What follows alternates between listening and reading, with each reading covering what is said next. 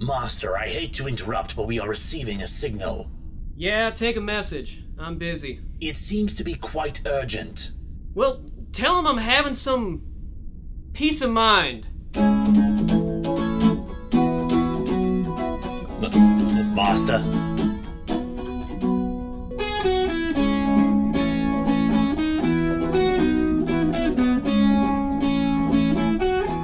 Master, I really think you should...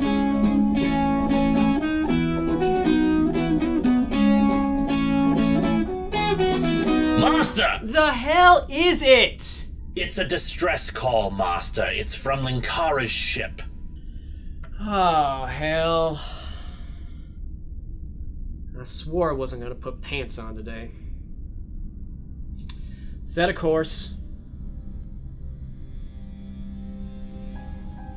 I met you on a Monday.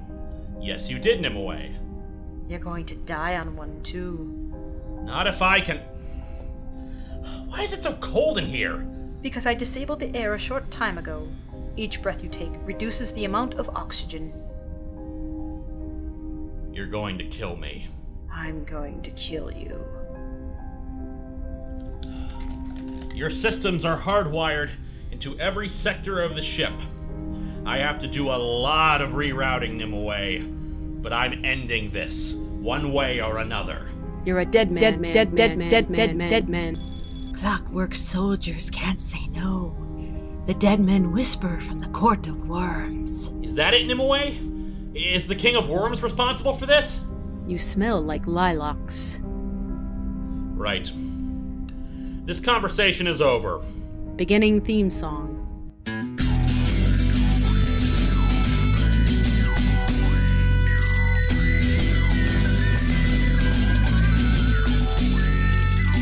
Welcome to Atop the Fourth Wall, where bad comics burn. Linkara's gonna teach you all a lesson you won't learn. Brodsky, you're not the smartest.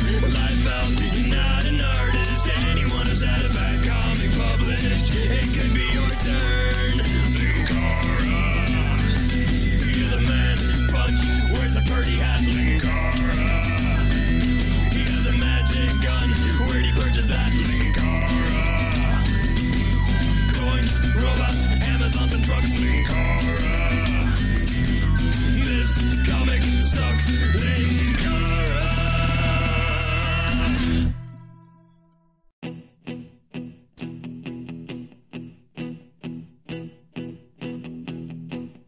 When I wake up, well, I know I'm gonna be. Hello and welcome to Atop the Fourth Wall, where it's our 5th year anniversary!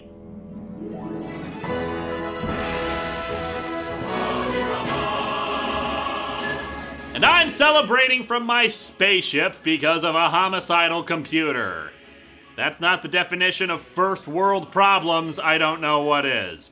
So anyway, let's check in on the Clone Saga again, shall we? Last year, we looked at the very first storyline of the Spider-Man Clone Saga, which instead of focusing on the revival of a character thought dead and exploring the potentially fascinating implications as a result of it, we instead spent most of our time being wasted by Judas Traveler and his students. Judas Traveler is a mysterious dumbass who is mysterious because mystery sells. Unfortunately, the thing that a lot of writers forget is that you actually need to have an answer for your mystery and not just make it up as you go along. Insert your own joke about Lost here. But we need to play a bit of catch-up. In the intervening time between the start of the Clone Saga and this little two-parter, Ben Reilly has taken on the identity of the Scarlet Spider and defeated Venom, which was kind of a big deal at the time. We've already mentioned Peter's major emotional problems at the time, what with his robot parents and all, and I really hope that you watched last year's video, because if not, then that statement confused the hell out of you. But he was never able to really take out Venom to the point where he could be permanently and completely incarcerated. He was too strong and knew all of Peter's secrets, and killing him was right out. Eventually, the two came to an agreement, basically stay the hell out of each other's way. A lot of fans were pretty pissed off about it, because they felt that Spidey would never make any sort of a deal with a villain.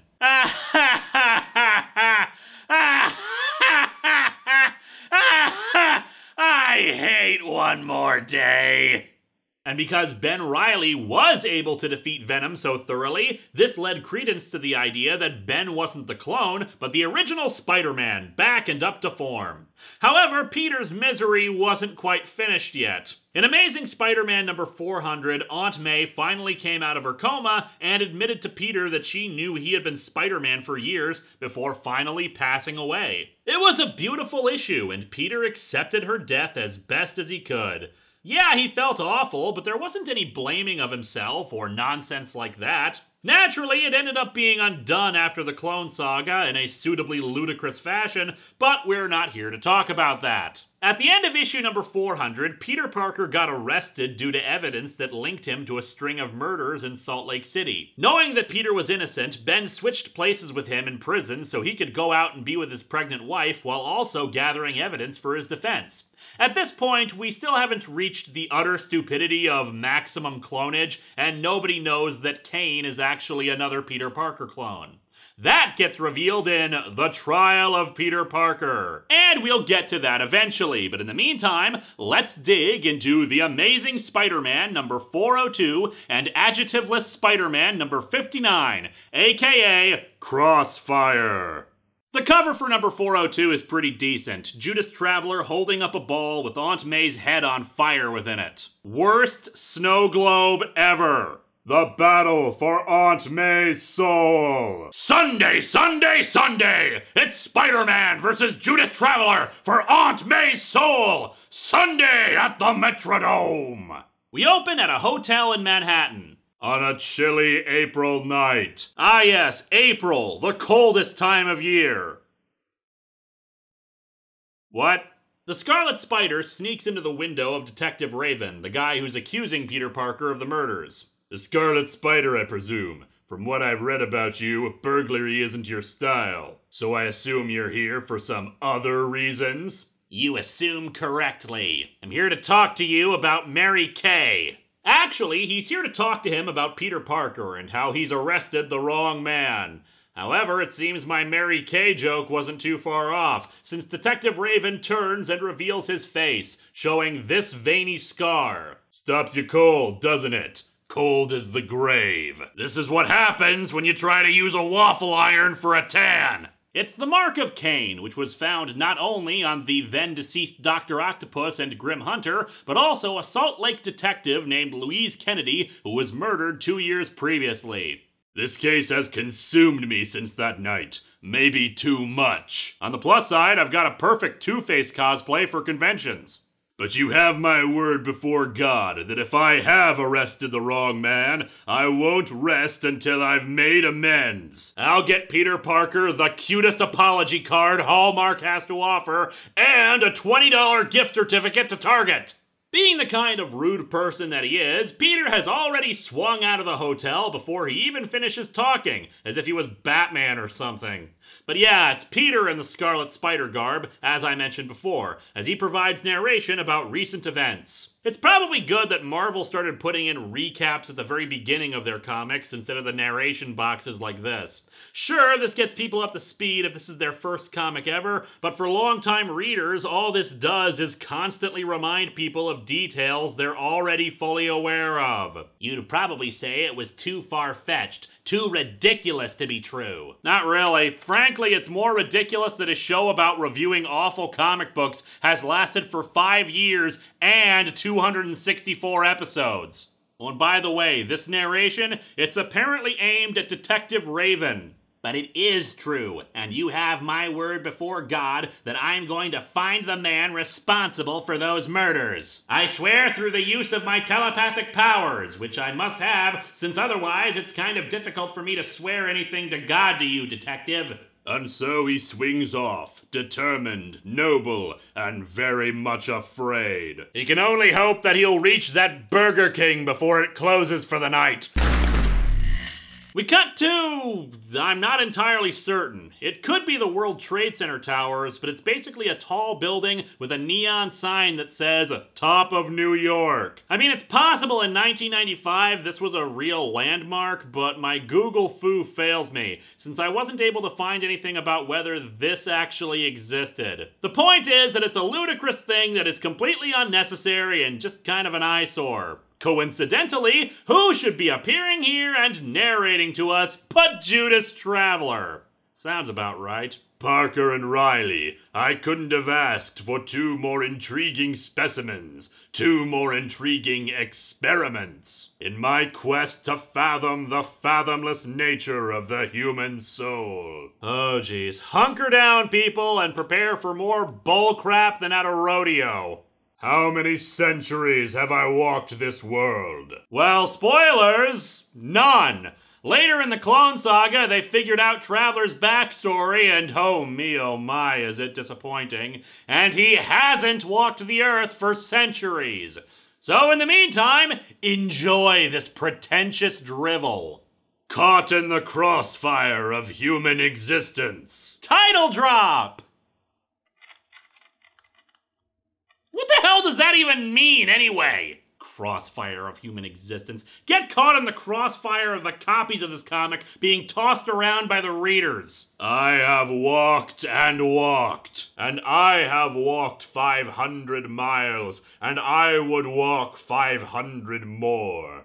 And my eyes have beheld such struggle, such suffering, such unmitigated evil. Such boredom! We get it, asshole! You're mysterious and crap! Get on with it!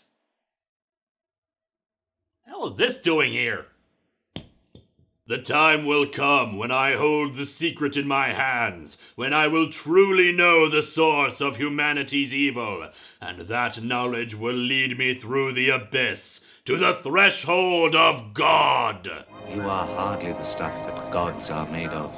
I have no idea what the hell all that is supposed to mean. Does he think knowing where evil comes from will make him a god? How? This is our major problem with Judas Traveler, beyond him simply being the super powerful godlike being that has no business being in a Spider-Man story. His motivation! See, I've always had a problem with the idea of nigh-invincible creatures supposedly having motives far beyond our understanding. It's bullcrap! Motivations are very simple things. They want something. That is all that a motivation is. A goal to be achieved. If they want cosmic power or to win a war against super intelligent electrons or something, it's perfectly understandable. The complex part is that they're playing chess and they're 10 moves ahead of everyone else. The plans are complex, not the motivation. And that's our problem with Judas Traveler. What does he want? Well, despite this narration saying he wants to know the true source of all evil, the last time we saw him, he was studying the exact opposite of that. So he wants to know about good versus evil and the concept of heroism. Okay, why? What does having that information get him? Will he publish a paper on it? Is it for bragging rights at a party? Is he gonna turn it into a musical? What does he want? Knowledge in and of itself is useless. Otherwise, the entire motivation of our villain is he was bored and curious. Even something as simple as he's insane has some kind of internal logic that makes sense to the crazy person. And what's worse is that his methods are just head-scratching. What does pitting Spider-Man against a building full of crazy people teach him about good and evil that one couldn't deduce by examining world history? Namely, that evil people are dicks and will hurt the innocent for any number of reasons, or that superior numbers / weaponry tends to triumph. Well, Peter Parker could have told him that. He's a science major. Judas Traveler probably majored in 19th century artwork, failed his philosophy classes, and just barely scraped by with a minor in English. Anywho, Judas Traveler has teleported to the top of New York because, well, it's dramatic, and there's no other good reason. The other mysterious character whose backstory makes even less sense appears, Scryer, and has this to say. You claim to admire him, Judas, and yet what you're planning is terrible indeed. I know, right? Traveler probably took tips from Harvest on idiot plans. With one stroke, you could do what all the tragedies of the past year could not.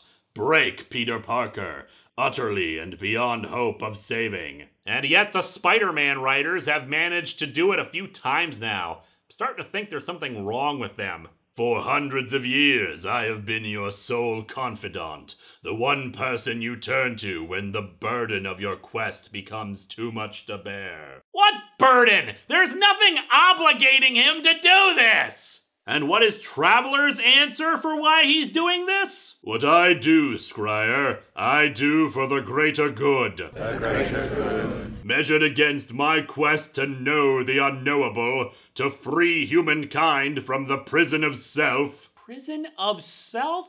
The hell are you talking about? Do you mean individuality? For a supposed teacher, you really suck at the basic rule that teachers make. Define your terms! Yeah, but look at this everywhere. We'll be right back, you slifer slackers. And now we're back. I love this outfit. Traveler has no idea what the hell he's doing. One minute it's about exploring heroism, another it's finding out the cause of evil, and now it's free humanity from the prison of self. Yeah, if it seems like the writing is schizophrenic for this asshole, just remember the words of Spider-Man writer Glenn Greenberg. Nobody had any idea what this character's deal was. Nobody had bothered to actually come up with anything about this guy other than mysterious guy with undefined powers. You are not allowed to call yourself a writer, artist, or even creator if you can't even be bothered to come up with a backstory for the characters that you are writing. Fortunately, there is something we can call you. Lazy! Oh, and he pulls an Animorphs and transforms into this bird thing. Knowing what I know about Judas Traveler's actual backstory they came up with, this is just head-tilting.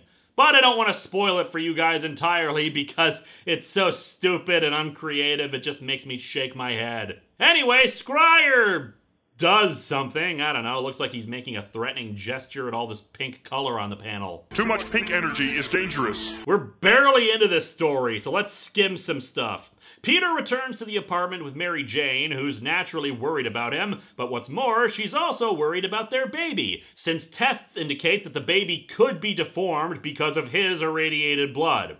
As we saw in the Greatest Responsibility storyline, that got all fixed up and is fine. However, MJ then gets knocked out when Traveler arrives. And I'd comment on the stupid things they're saying, but I'm too distracted by the artwork, which felt it necessary to make Peter do the splits so much that he has gotta be in utter pain. Traveler's not doing much better with his legs, but with him, he seems confused about how to wear his pants. They're halfway up his stomach and require 2 belts to hold them up. Anyway, Traveler says he's still curious about how all the crazy people in Ravencroft blamed him for their evil actions. Well, what the hell was the point of that entire damn storyline if you didn't even make any conclusions from it? All these questions, and more, I intend to explore as I journey across the landscape of your heart and soul. I want to know you, Spider-Man, down to the cellular level. I want to understand you in a way even you can't. Here is a list of questions in a non-specific order. Are you allergic to peanuts? If you were a tree, what kind of tree would you be? Do you prefer the normal chocolate Tootsie Rolls or the different flavored ones?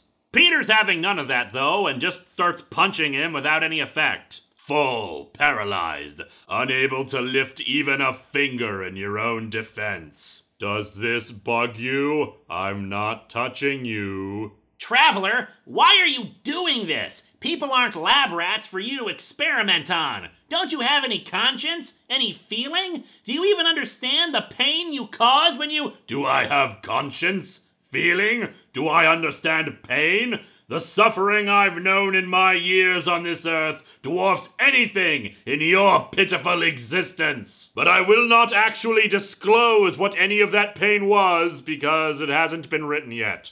Just the smallest taste of it. Ah! My God, it's so non-specific it hurts and explains absolutely nothing, and it doesn't actually answer my questions. Ah! And then Traveler stabs him with a sword. Okay? You've shown time and again that you're willing to sacrifice yourself for the greater good. The greater good. Shut it! Willing to die for people you don't even know. Yes, you're quite the hero. But no man is simply one thing. Everyone is caught in the crossfire of conflicting impulses. Look, just stop and admit that your stupid title doesn't actually have anything to do with anything. It's getting embarrassing now. Traveler brings up that snow globe with Aunt May's head in it and asks about sacrificing other people, even suggesting that he could bring Aunt May back to life with super awesome, mysterious power of dance or whatever the hell it is. He offers to do so at the cost of another person's life, some nameless nobody who wouldn't make any difference in the world, and naturally Peter doesn't buy it, smashing the globe and punching Traveler some more, saying that all of this is an elaborate illusion. You're right, of course. I'm not God. And everyone breathe a sigh of relief there, because if he was God, then things would be more messed up than they already are. No, I'm not God, but I'm close. Then I've only got one question for you, Judy. What does God need with a Spider-Man? Using his powers, they now jump ahead to what the future holds, and our comic ends displaying a messed up, destroyed New York City. Traveler claims that all this destruction is Spider-Man's doing. Oh, so it's just like the series finale to the 90s animated Spider-Man cartoon. Except that was really good and brought finality to the character and his development throughout the course of the series, and this is about an idiot who doesn't know how pants work. And now, adjectiveless Spider-Man number 59. It's a really bare-bones cover, just Spidey and an explosion, which admittedly has the neat effect of shaking up the logo, but there's not really much else. And now, Armageddon! But first, news and weather. And we open right where we left off, except now Traveler has really long arms. Seriously, think about how his arm is angled and where it is now. He can probably touch his knees without having to lean over. And he now has one giant belt instead of the two from before. The narration says this is 24 hours in the future, and that it's all Spidey's fault for some reason. Traveler then takes them back to before the devastation occurred and begins to lay things out. But time to hop over to the police station. Detective Raven has gone in because he no longer believes Peter Parker is responsible, especially since evidence has arisen about more murders done with Kane style while Peter was behind bars. And that's all we need for the ongoing Clone Saga narrative. 2 pages. Goody. And now back to more metaphysical bullcrap. Because it took so long to get through the first issue, here's the lowdown. Traveler, now also sporting a spiffy brown trench coat along with his black cape, says that he dispatched his host, those completely forgettable losers from last year, whom I mistakenly believed didn't appear again in the Clone Saga, to a geothermal heating station to sabotage it. The resulting explosion will destroy the city. How could you do this? Why? I am doing nothing. It is my host. The host that you sent to do that.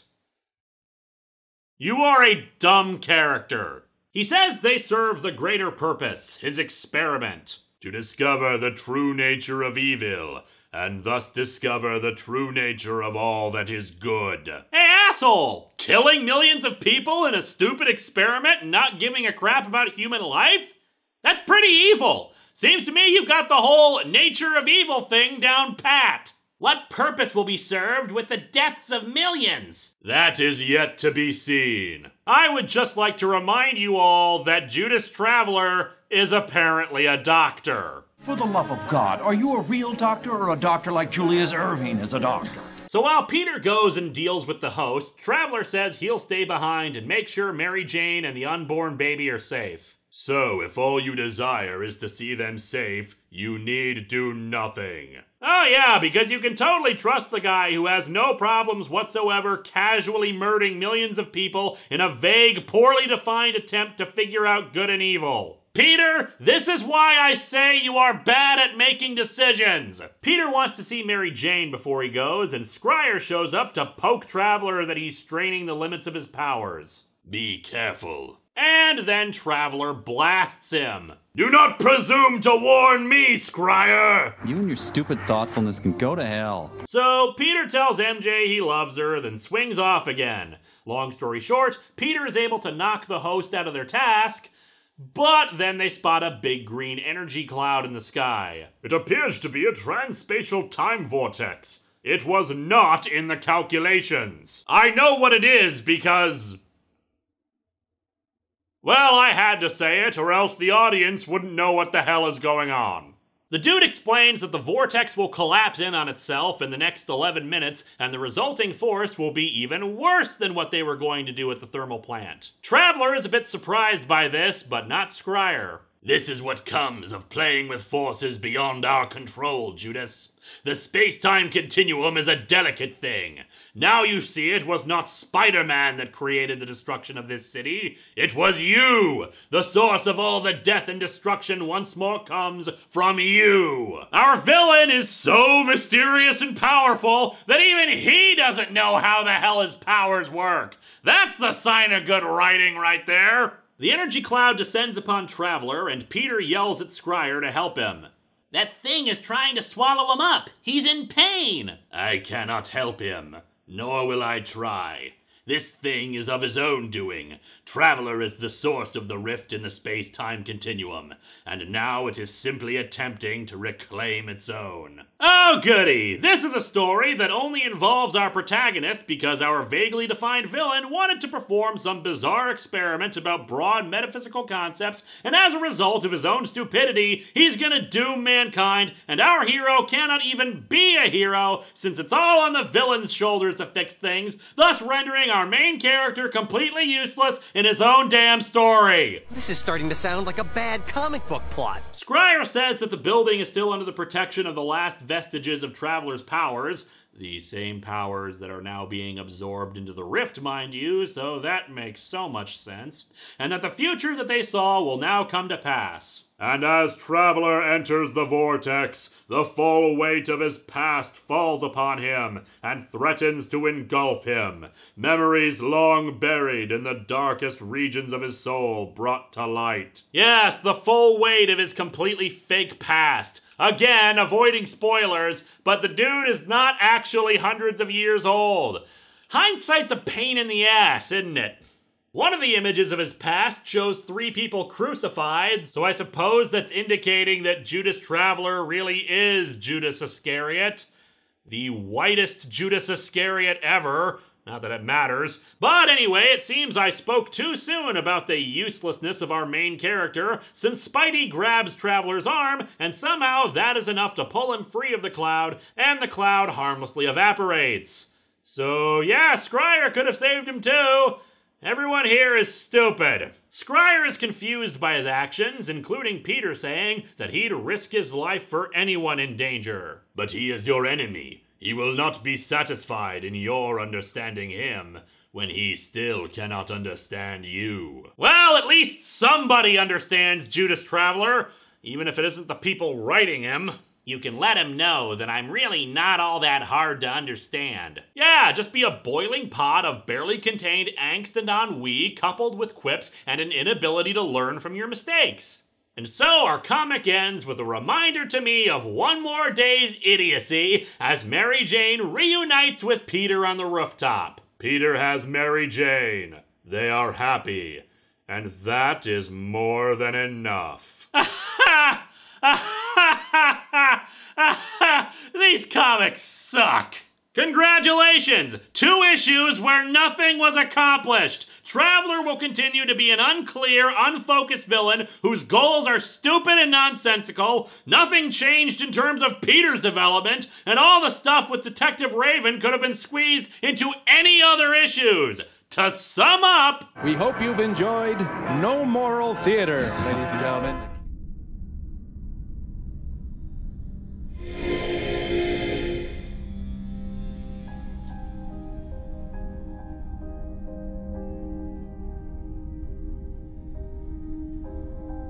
You're going to die.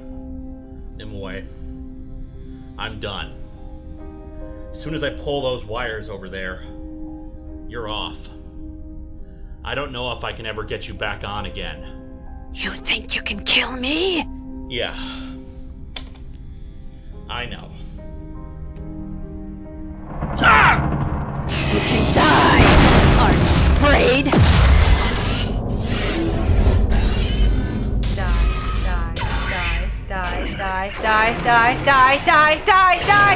Die! Help me.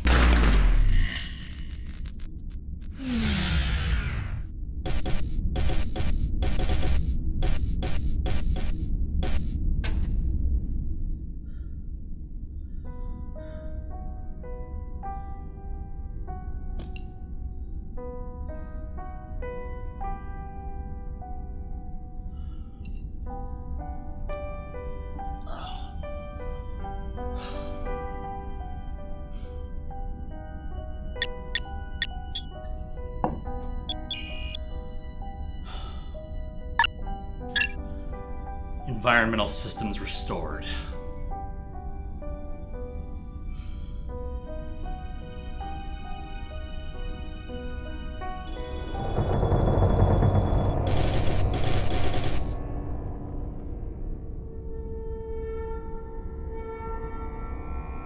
Nimue? Nimue?